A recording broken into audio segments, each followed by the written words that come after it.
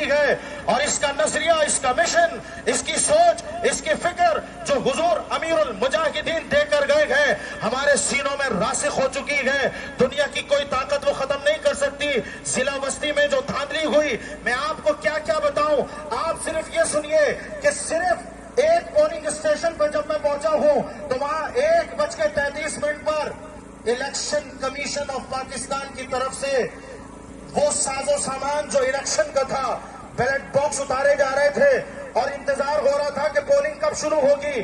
2-2 بجے پولنگ شروع ہوئی اور 5 بجے بند کر دی گئی۔ ہمارا ووٹر صبح 8 سے لے کر دوپہر 3 بجے تک ہزاروں کی تعداد میں آیا، چلا گیا۔ تم سمجھتے ہو دھاندلی کر کے تم بچ جاؤ گے؟ یہ تو ابھی دنیا کی عدالت میں تمہیں ہم گھسیٹیں گے انشاءاللہ، تمہیں لے کے جائیں گے۔ آخرت کی عدالت بھی ابھی باقی ہے۔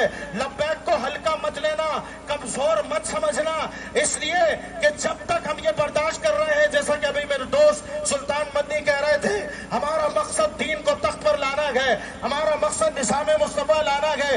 اس کے لیے ہم نے یہ راستہ اختیار کیا، کیونکہ آپ جیسے لوگ کہتے تھے کہ یہ مولوی قومی دھارے میں نہیں آتے، اب ہم قومی دھارے میں آ گئے تو تم ہمارا راستہ روک رہے ہو۔